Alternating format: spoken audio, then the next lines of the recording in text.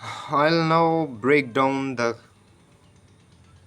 details, IT details of the hack, which has been reported by the different online and different well-known and famous news agencies, news platforms such as the Economic Times and Cyber News.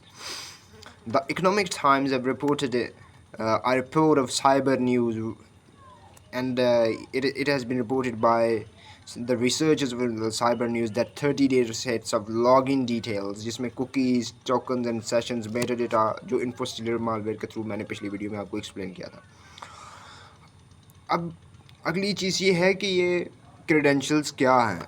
इनमें login portals discover हुए हैं जो leak हुए हैं, जो इन्फोस्टिलर के data set है, data जहाँ वो रिप्रेजेंट करते हैं वहाँ उन्होंने ये बताया कि हमारे पास ये डिटेल्स हैं. मैं आपको राइट डाउन के कुछ फैक्ट्स लिख रहा हूँ. तो अगली बात ये है कि ये डायरेक्ट ब्रीच नहीं हुआ, ये एक इनडायरेक्ट वे में इसमें बहुत ज़्यादा कंपनीज अफेक्ट हुई हैं.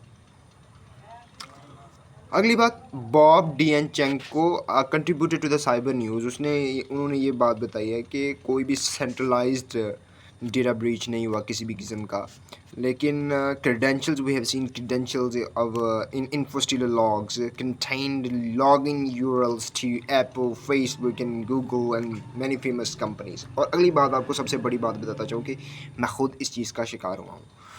उसमें सबसे बड़ी बात, अगली चीज़ जो इम्पोर्टेंट है, most important thing is that कि मैंने व्हाट्सएप मैं यूज़ करता हूँ. मैं दो अकाउंट्स यूज़ करता हूँ, एक मोबाइल पे दो अकाउंट्स यूज़ करता हूँ. तो उसमें मैंने एक नंबर था, वो ऑटोमेटिकली एक दिन पहले लॉग आउट हो गया. जब मुझे अंदाज़ा हुआ तो मैंने लॉगिन करने की कोशिश की, मेरा 2 दिन वो अकाउंट लॉगिन नहीं हुआ. और बगैर किसी, हालांकि मैंने उस पर 2 फैक्टर ऑथेंटिकेशन और ये वो चीज़ें लगाई हुई है, लेकिन जब सेशन टोकन्स और कुकीज़ आपकी अगले के पास चले जाती हैं तो उससे आप बगैर 2 फैक्टर ऑथेंटिकेशन को भी बाईपास कर सकते हैं. यानी जो आपको मैसेज आता है और फिर आपकी मोबाइल पे आता है, आप उसको भी, तो उसका बेस्ट हल और सोल्यूशन ये है कि आप अपने पासवर्ड चेंज करें, आप अपने पासवर्ड्स को रीन्यू करें, कोशिश करें कि ज़्यादा से ज़्यादा अपने पासवर्ड और सिक्योरिटी को बार बार देखें.